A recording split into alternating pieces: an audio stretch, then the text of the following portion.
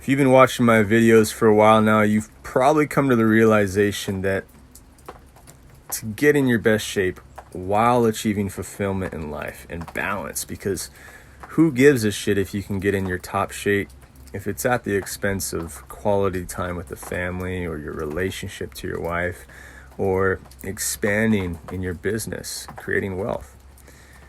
You probably know that it's not so much about what to do. It's the fact that you're not doing it.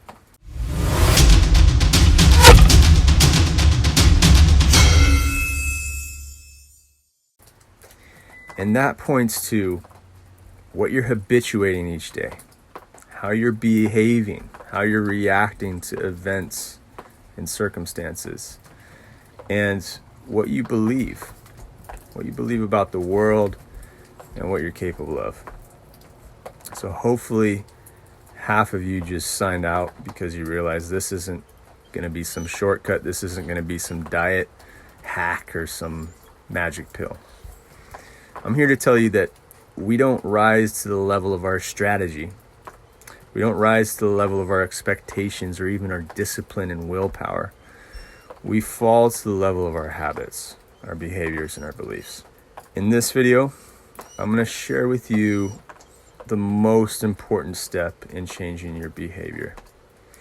And look, this is my opinion. This is what I've seen work for me and over 100 guys that I've worked with. And this is the delineating factor. This is the most important factor after being in the trenches with these guys and really seeing what works and what doesn't. I'll just say it, this is the most important step in my opinion. If you're considering changing who you are at your core and really being honest and shining a light on your habits, behaviors, and beliefs, then this is it. And that step is finding confirmation to reinforce that the fact that change can occur. So it's finding confirmation in the right places. Let me explain that. There's a wonderful metaphor from the book Switch, which really is a wonderful book for describing behavior change. And it goes something like, implementing change is like riding an elephant. Choose the direction, give the elephant some peanuts, and stick to an easy path. Now there's a few components in there that I'm going to break down, but the first one is really the most important, right? So think of the inner rider like your conscious mind. This is associated with the prefrontal cortex, where logical, rational thought comes in, right? Which is about 10% of your 60 to 90,000 thoughts per day.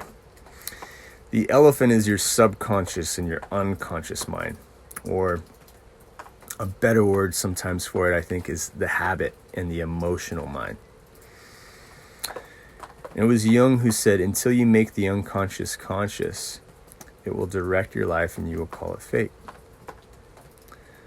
So we have to make the unconscious and the conscious mind work in coordination to create change. We also need a clear path, right? We need a clear path. We need to perform environmental audits and look at the situational factors, the environmental factors that make the path easier, right? And that's a whole separate video. I've done a few videos on that. I'll link them in the description below. But I want to talk about that first step, and that's really coming back to the conscious and the subconscious mind.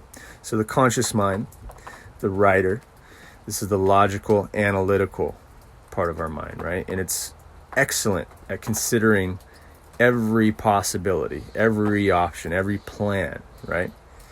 And this is good. This is great. This is what makes us human. But it's a blessing and a curse. It also gets us in trouble, right? This is also the risk aversion part of our mind, which means that it tends to focus on problems and challenges, and it can almost obsess about the problems and the challenges, right? Maybe this sounds familiar. Have you ever caught yourself in a stream of thoughts, right? You want to change your health circumstances, so you start obsessing over which training protocol or which diet to follow. You're just scouring the internet, trying all these different programs. Eventually, you get overwhelmed and you get nowhere. It's because your mind is finding confirmation in all the wrong places, and it's likely causing a high level of doubt, right? When your conscious mind is thinking of all the problems, all the difficulties along the way, it's going to find confirmation and say, you know what, that's too risky.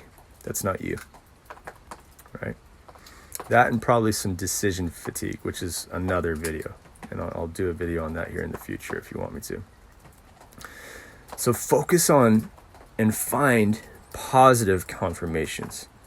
Confirmations that give you evidence that you can change, that change has already occurred, right? Look at the specific situations or areas in your life where change has already occurred and you've already made some positive changes.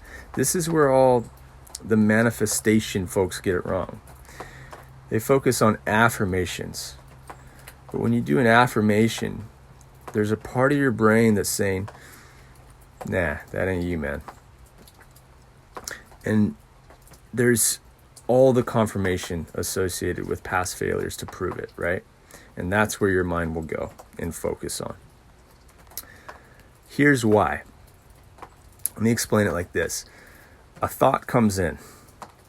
You entertain that thought or you don't, okay? When you entertain it, you allow it into your subconscious emotional body, and it makes you feel something, right? And then you start thinking how you feel, right? Instead of conscious thought, you start thinking how you feel. That leads to your perceptions, unconscious or conscious perceptions, and eventually beliefs.